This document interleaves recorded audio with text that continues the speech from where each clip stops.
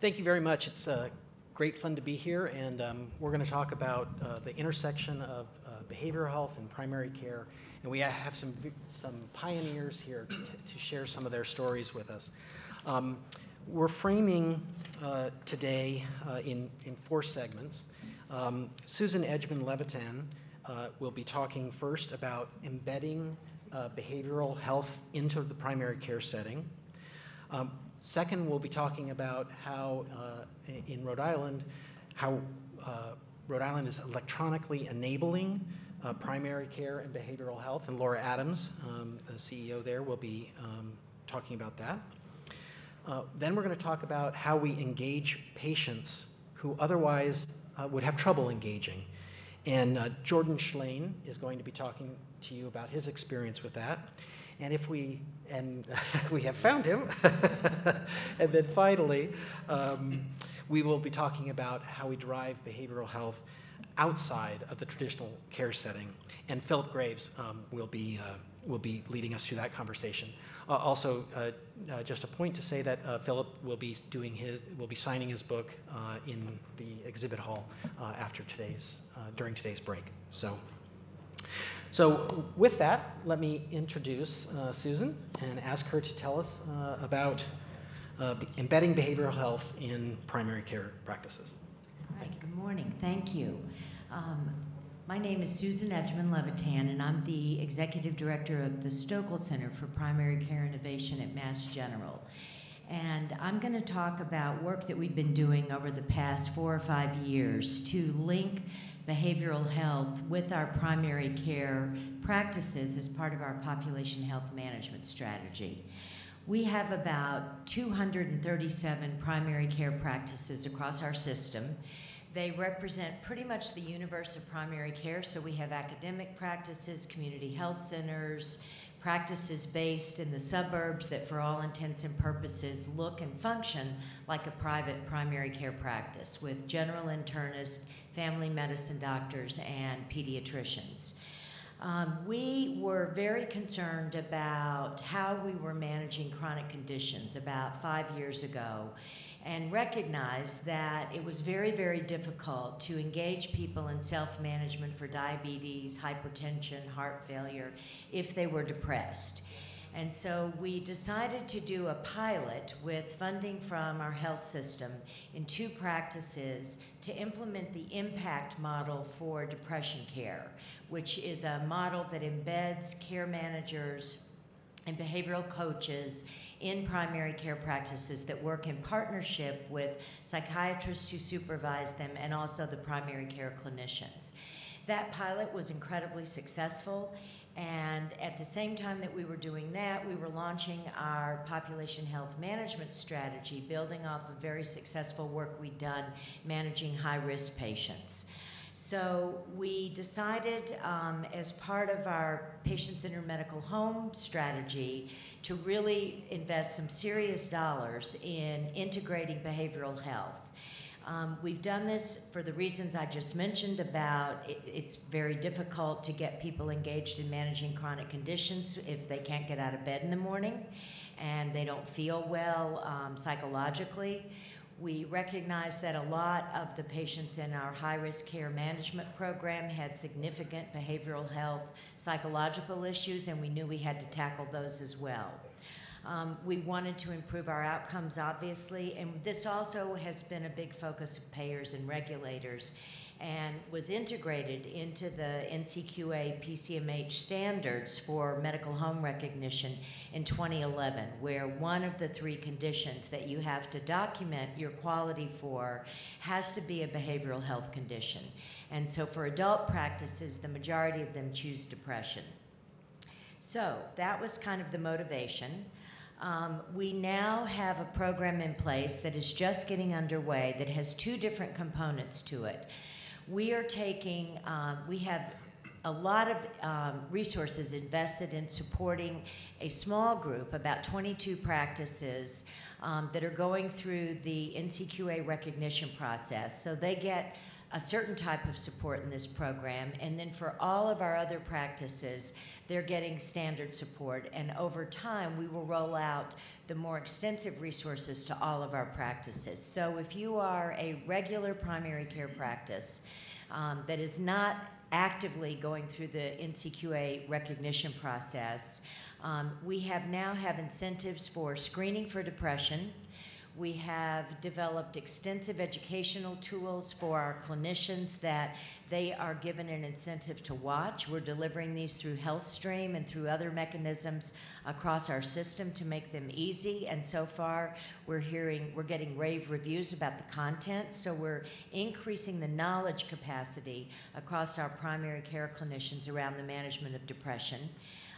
We also are identifying and are building registries so that we can track the progress of people that are enrolled in the programs. We're going to be offering online cognitive behavioral therapy, and we also have something called D-Care, which is a phone number now that anyone in our practices can call, and it's staffed most of the day by psychiatrists or psychologists. And if you have a question about the management of a patient, or you're concerned about getting somebody seen urgently, or you just want to make a regular referral, that's what you do through this phone number. And we've never had a resource like that available to our primary care practices that is there every day. And that's also something that people are very excited about, because all of this, we think, is going to raise the bar about how we manage behavioral health in general. The second arm of our work is the smaller group of practices, and in addition to everything I just mentioned, they are also getting behavioral health coaches with psychiatrists who will be supervising them weekly. And so we've learned from other people in the country that have implemented the impact model that good behavioral health coaches can manage up to about 120, 150 patients. And so these are being embedded in the practice. They are people that we're choosing because of their aptitudes. We also have learned that across our system, it's a very large system. Sometimes we joke that partners is the one-word oxymoron. And so we really have to pay attention to the local cultures across the system. Some of our groups, like at the Brigham, have a long history of having social workers embedded in their practices. At Mass General, we have almost no social workers. So we're allowing people to customize this in a way that fits their local culture and their local resources. So I think with that, I'm out of time. I will say that just in terms of what we think contributed to our success, we think the pilot gave us evidence about the use of the behavioral health coaches in the impact model with the psychiatric supervision. That was incredibly reassuring to our physicians. I think the other thing is that the creation of the referral number actually made our practices much more comfortable with screening for depression, because they were not interested in doing that if they didn't have resources to help them manage the care. Thank you. Thank you very much, Susan, for sharing with us the process by which you embedded behavioral health in primary care practices. Laura, if you could please talk to us about electronically enabling behavioral health and primary health care. I'm going to have to stand up here because I realized I can't see the screen unless I'm standing here, so, and you don't want me going without guardrails, believe me. So let's just see if I can get this. Oh, that's... Okay, want to give you a little bit of background. We have made a lot of clinical data available in Rhode Island. We have about 78, it's now 79 data feeds. We had to update that slide because we just went live with our CVS Minute Clinic last couple of days. And it's 100% of the hospitals except the VA that's coming on next year. We have about 90% of all lab results flow into this persistent database, about 92% of all medication histories in Rhode Island. Radiology reports and EKGs are on for next year, clinical summaries and so forth. Bidirectional flow in some cases is being enabled with our Epic system at Lifespan as we speak. It's produced a whole lot of nice products and services for our community. The one I want to point out to you is alerts, the idea that we can let caregivers in the community know anytime their patients have been admitted or discharged to any ED or hospital in the state of Rhode Island. That becomes critically important when you consider a subscription service where if you're not the primary care doctor, you might not get notified, except you can subscribe to your entire panel to getting alerts. And so wherever they go, even if you're behavioral health, you can be on the care team when they get admitted.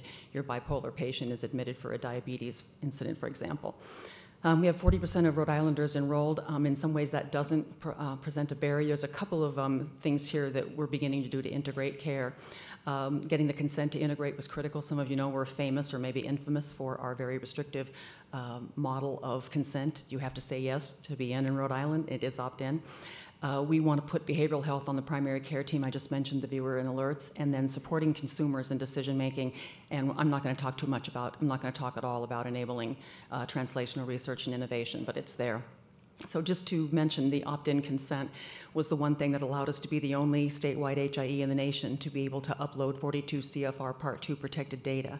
That information, of course, is the substance abuse and alcohol treatment data. We think really, really important that we have a comprehensive record that doesn't stop an HIV test or the fact that you have substance abuse. Now, that's not enabled by a single enrollment consent in current care. That's a second layer of consent. That one isn't once you're in. That has to be renewed every year, but it's there, and we're really excited about that. We also have a widespread commitment to share data. You know, we spend a lot of time in this country talking about setting up models where we get people to consent to sharing their data. And we began to realize in Rhode Island that if your life depends on this system to help you, and somebody's decided to hoard your data, maybe they better get your consent to hoard it. So we don't do that in Rhode Island. I mentioned the alerts, supporting consumers. We've got why you need current care. Your 82-year-old mother is on 6 different medications. Can you name them all in an emergency? You shouldn't have to. So we're beginning to talk to consumers that way about it, and we're also building provider directory. That, as you know, a provider has lots of different relationships. They're with this ACO, that ACO. They practice over here part of the week, over there part of the week. They're in this health plan, that health plan. Here's their quality metrics. Are they part of the PCMH? Do they, they practice with current care? Lots of relationships. Why can't we put the behavioral health providers in that same provider directory? We have a super provider directory we're building in Rhode Island. A lot of our partnerships are saying this is great because we all keep up separate provider directories. They're all insufficient. There's no competitive edge to any of us to keeping our provider directory up and going. So we think this is going to be a great single source of truth. We treat it just like an HIE. It's updated constantly with multi-flows of information that come in. We also think it's going to be an excellent source of revenue for the Institute, to be honest. So we have a patient portal coming. We want people to be able to upload their own information. As you know, we're getting more and more mobile, and pretty soon we'll have chips embedded, and we're looking forward to that day. We've got to get past come and get it care, and we're finding that behavioral health apps are becoming increasingly interesting in all of this. And you go to these Appapalooza events, and they're so exciting. They're really fun. You see these fresh-faced entrepreneurs get up and say, wow, this is terrific. We have all these things that we can offer, and the coolest thing about it is we can port this data directly to your doctor. And then I watch the doctors in the audience, and this is what they look like. I mean, they're thinking, shoot me now, because I've got faxes coming in, I've got sticky notes, I've got the portal now that the 2 hospitals, by the way, it's a separate portal, have to sign in, sign out. The mail gets delivered, a courier comes with information. Please don't tell me you're going to port this information directly to me because I will jump off the building. So we're thinking about us as a health information exchange and saying, what can we do to enable this mobile technology? How can we make sure that we can pull that data into the health information exchange? So what we're doing in Rhode Island is thinking about and enacting right now the idea of an app for a patient. So anywhere in the world you are, you can tap on your current care, and there's your medications, there's your laboratory tests, things like that. The other thing, too, is what about enabling patient-loaded data through that so that we can get this into each and every one of the longitudinal patient records so that we have a compartmentalized section over here that says this is patient-loaded data. We want to be able to enable this concept of say you're a bipolar patient and we've got you checking your blood sugars with an automatic upload, and we know that you haven't done that the last 3 times. We can either send Ned the neighbor over to check on you if that's who's been helping you out in your life, or we can alert some other caregiver to the fact that there's a process that we're starting to see here that isn't going to be heading in a good direction soon. We know that we can enable intelligent alerts over time. A patient goes into the hospital on one class of drugs, they come out on that same class of drugs under a different brand name. We want to be able to alert a primary caregiver or a behavioral health person, hey, somebody needs to get in touch with that patient. Maybe they were admitted, for example, for congestive heart failure, and they came in on a antihypertensive, went out on a different one under a different brand name. We think that under that situation, you won't connect their broken hip that they got to their CHF hospitalization. In fact, they are related. We think we can do that for behavioral health, and that whole exploration is just beginning here. So I think I will stop there out of respect for my colleagues having a lot of interesting information to share. Thank you, Laura, for sharing with us how behavioral health is electronically enabled in the primary care settings in Rhode Island. Let me go back and give you our frame now that I see that we have it.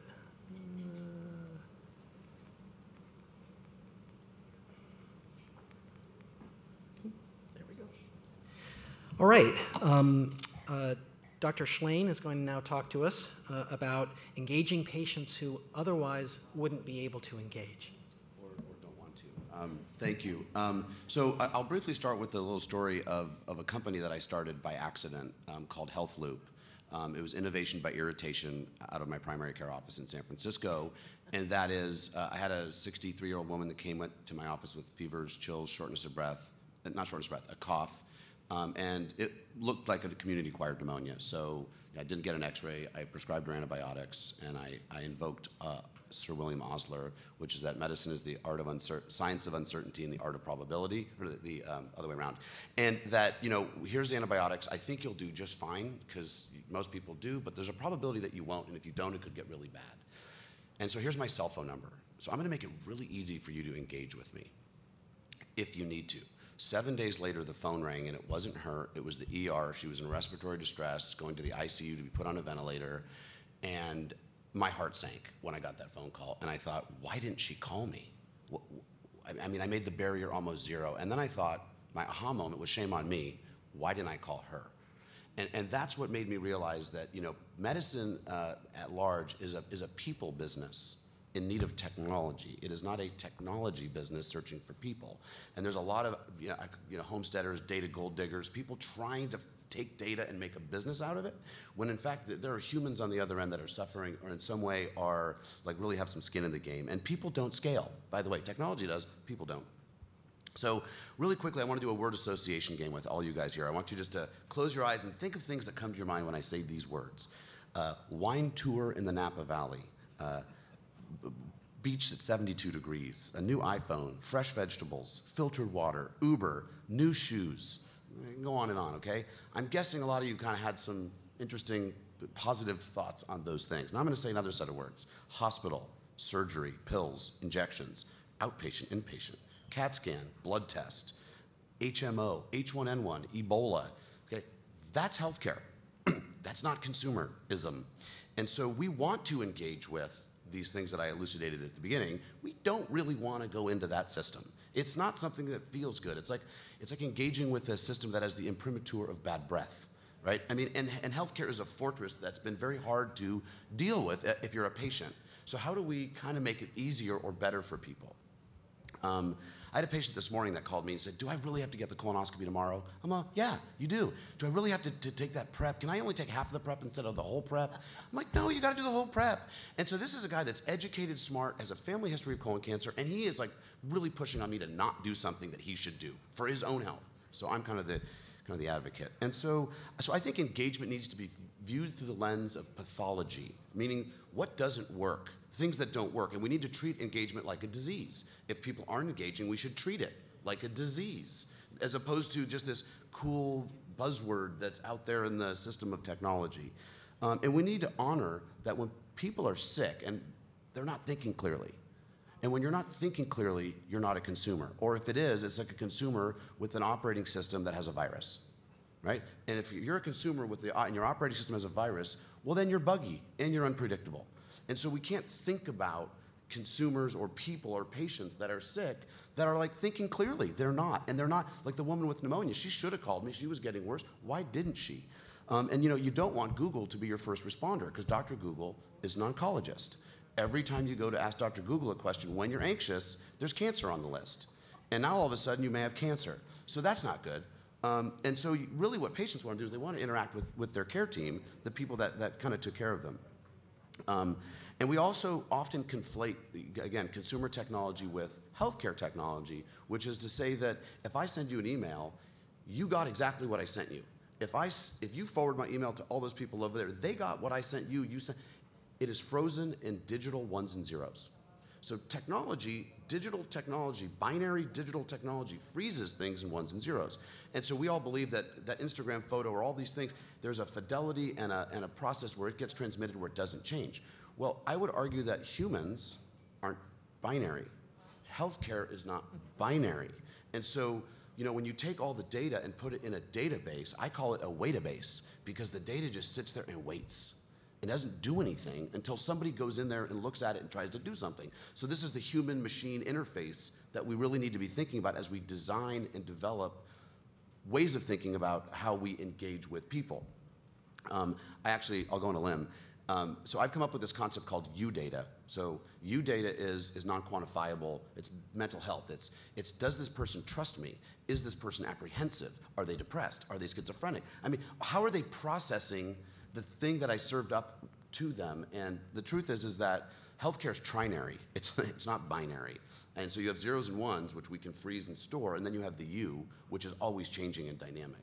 And we really need to be thinking about, as we design systems, for me, the doctor, I want to scale my ability to engage with people. But what I found, so with Healthloop, I'm not going to go into that story, but basically, it's a digital, so you need to have an empathetic arc to a narrative. Everybody is living their story, and that narrative needs to be relevant, contextual, but we need to, as physicians, be proactive. We need to reach out to you and say, hey, you're 15 days into whatever, your pneumonia, and you need to know some things today, and you need to tell me some things today. But I can pre-script all this out, and I can get the exception-based.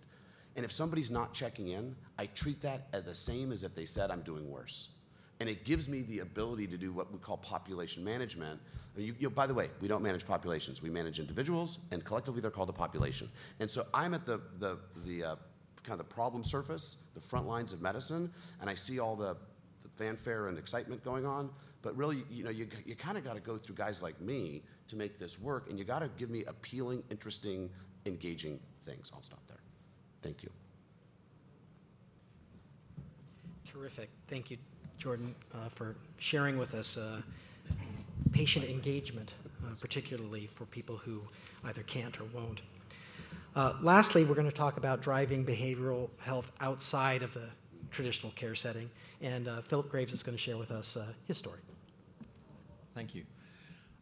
I'd like you to imagine for a moment that you've just received notification of $10 million coming your way. It's going to be in your account soon. You've inherited it. And just close your eyes and imagine how that feels. Just take a second. Now, you might be feeling pretty good. You might be thinking about the holidays that you're going to take, how your work's going to change, maybe what you'd invest in.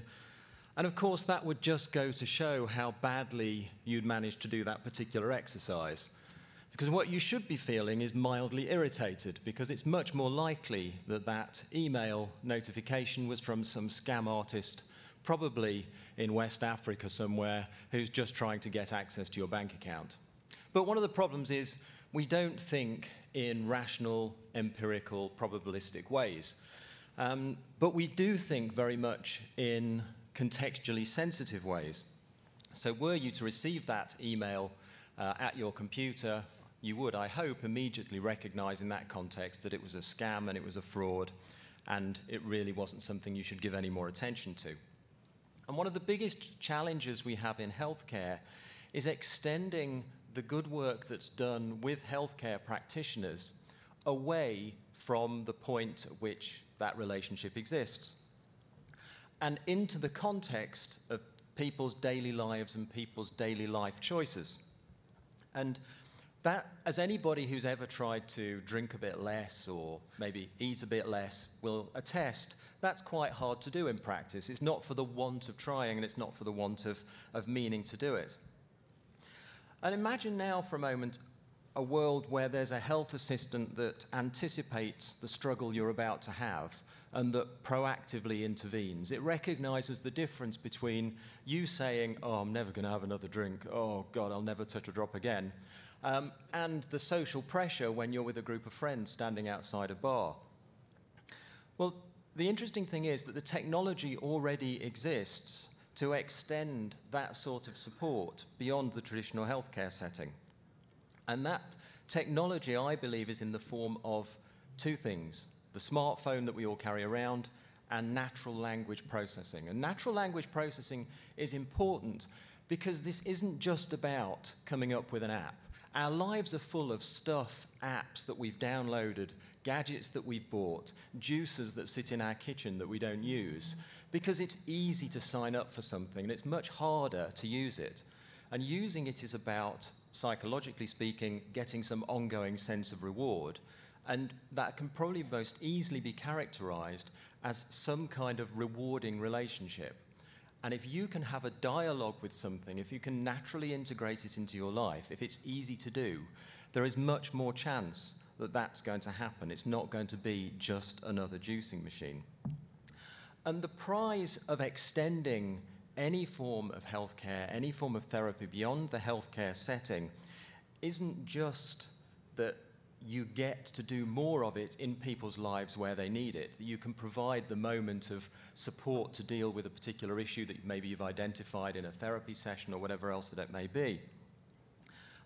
There's a lot more that you can get to than that. One thing you can do is support people in elements of personal support that are well proven to make a difference, that are things like meditation and exercise, and encourage people through those where we know that it makes a difference. And another area that's very important is you can actually at the same time gauge the long-term benefit and efficacy of whatever treatment, therapy protocol you're actually using. I was reading an article at the airport on the way over that very boldly stated cognitive behavioral therapy doesn't work. In the long term, apparently there are a number of studies now that are showing that in the long term, cognitive behavioral therapy is about as effective as doing nothing. Now, we tend to look at things at shorter terms, and there'll be some studies that say it's successful, but the point is, with a lot of these interventions, we just don't know. And that's not really good enough. And often what drives the decisions is what's cost effective, what can we do in a short amount of time that we feel we can bear the cost of. And again, that's not good enough. And if we can integrate learning into long-term treatment, that moves us into the realm of Google. That makes us like Amazon, people who are constantly experimenting. And there's another big prize, the opportunity to conduct experiments on what does work, to treat that group of people as what they are, an audience that you need to experiment on to run randomized controlled trials and to learn what makes a difference. And so as I said at the start, we can't predict how it is that we will respond in a particular context, and as well-intentioned as our interventions are with patients, when we throw them back into the world, there are a whole series of contextual influences that will pull on them in ways that are incredibly hard to predict. But if we can use technology to build a relationship with them, we can be there throughout the process, not to replace healthcare practitioners, but to support them and to support the care that they give and their desire to find meaningful, successful interventions much more effectively. And the further we can take that, the better it will be for patients' lives and the better the outcome will be. And it's a journey. It's not a panacea. But the important thing that I would like to stress today is that the technology exists. What we're looking for much more now is the imagination and the right niche of the many players in the healthcare world and the healthcare market as it exists in the US to recognize that opportunity and embrace it. Thank you. Thank you, Philip, for talking about outside of the traditional care setting. We have some time now for questions. If anybody would like to pose any questions to our panelist. I think there's a couple of mics.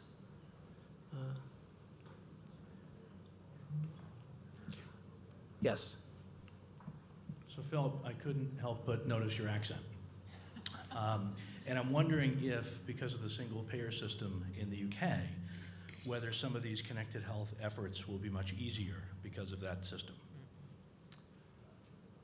That's a very good question. Theoretically, the answer is yes, they should be easier.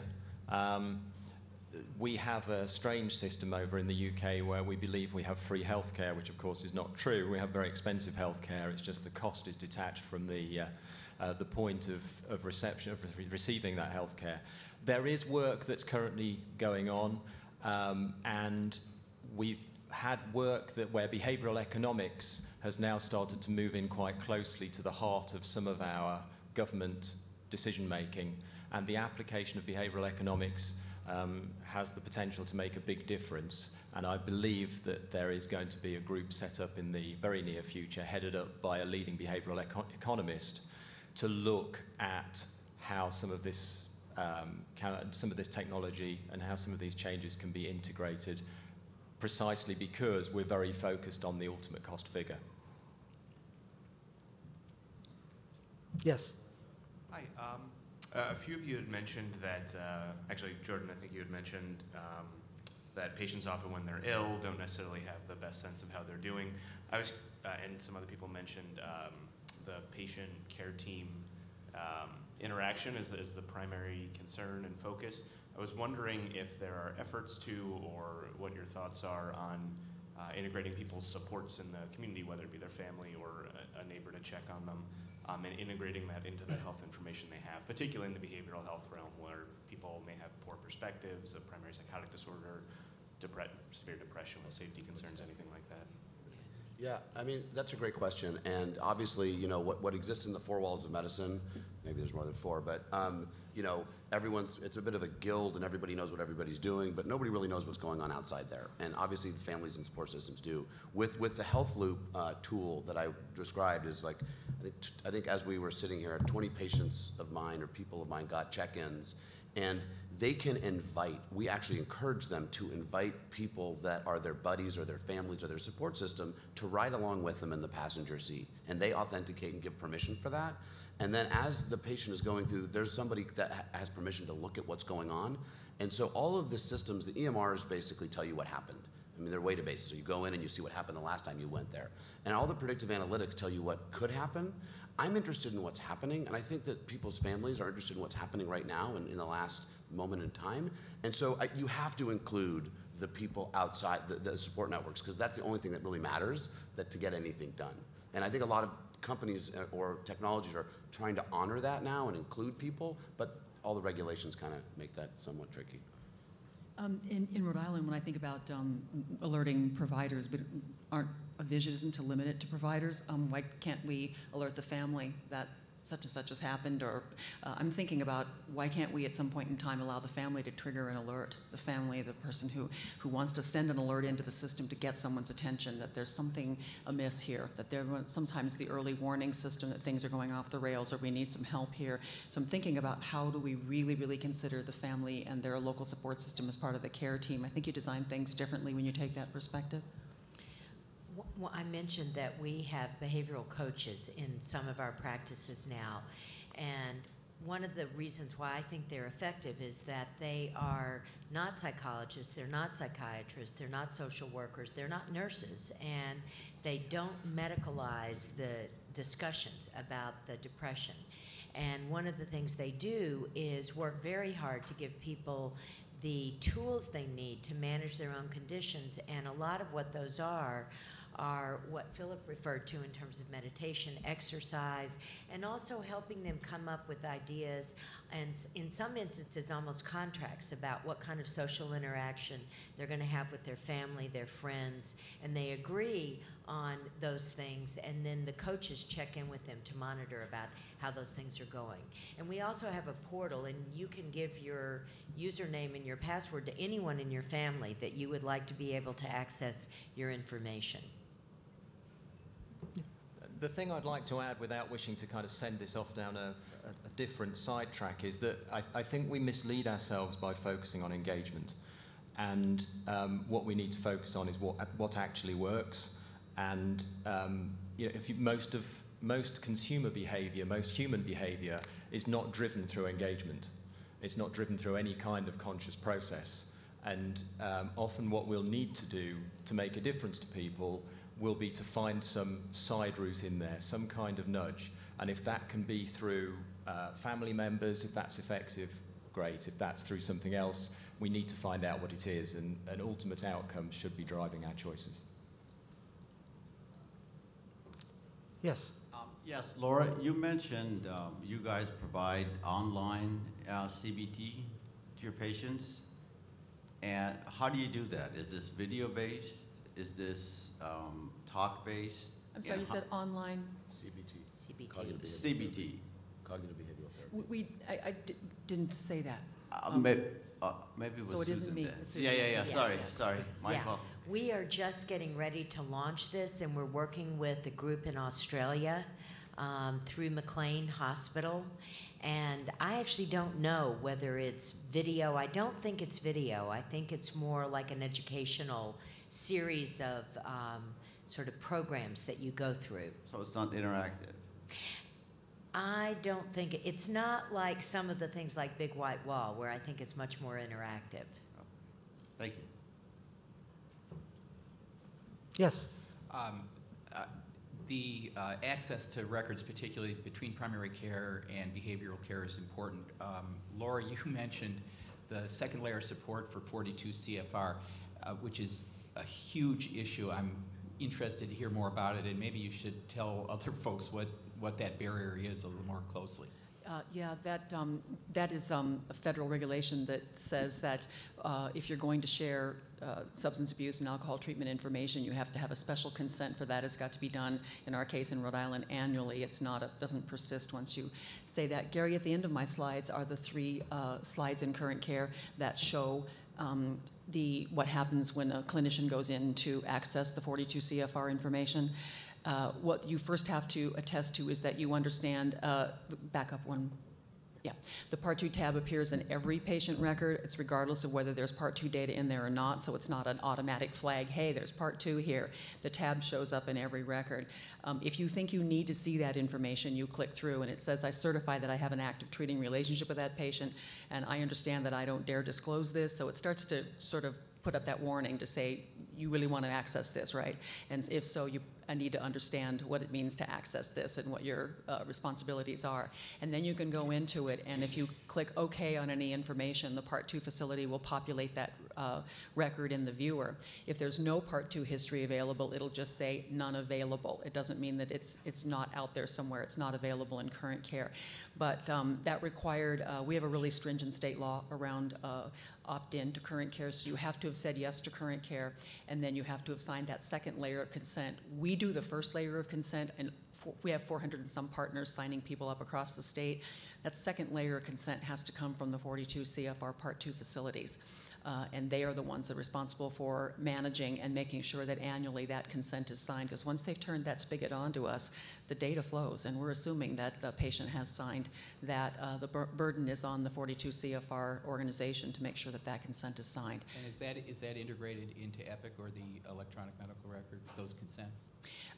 As far as I know, that they, in some cases, one case we have it integrated as it pops out populated. In the other one, they do a paper form on that, but they retain those records, and we assume that if that data is flowing in, there's a consent signed, but we don't house that consent, that second consent. We house the first one for current care, but not the second one for the behavioral health data. Great. Go back over to this side of the room. I have a question about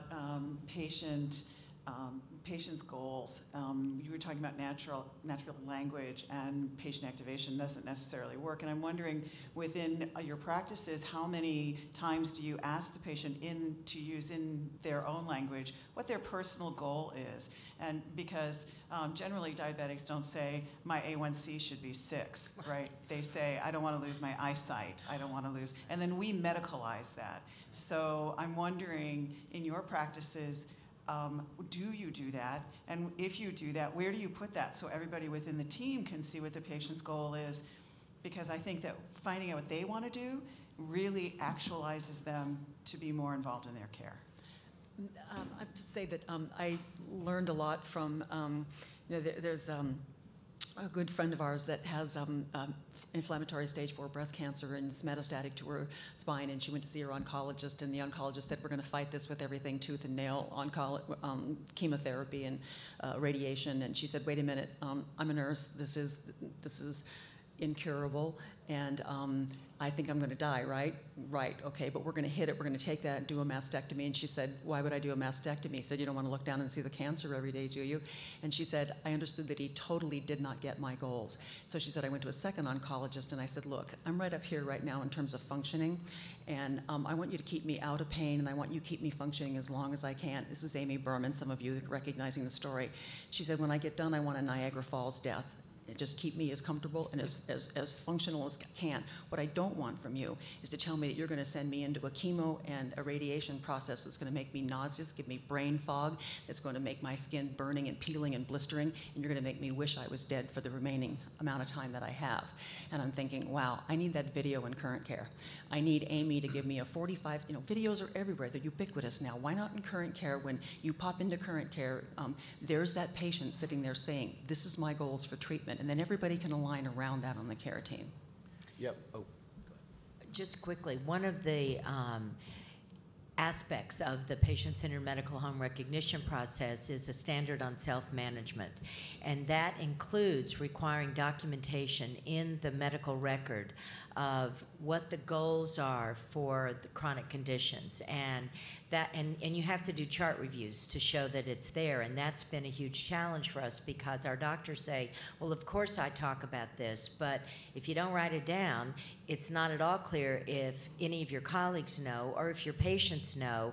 And as in the process of beginning to really roll that out, the conversations with patients about what your goals are and the ability to document that and then track that have really ramped up in a way that I think is really important, because it's very much reminding people that this isn't just about you sort of, parallel playing and coming up with ideas that you think are great and the patient has no clue and no ability to weigh in with their own values and preferences.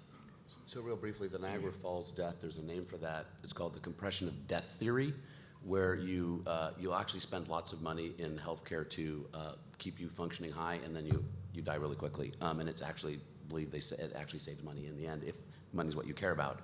But to your point about goals, what I found really interesting, going back to the $10 million in the bank account concept, is you just got diagnosed with pick the condition, right?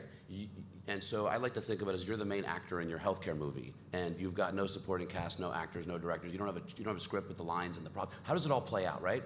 But as a physician, at least with some pattern recognition, which is experience-based medicine, it's not evidence-based medicine, I kind of have seen this movie before, probably many times, if I'm a specialist in that field. And what happens is people have to process information over time.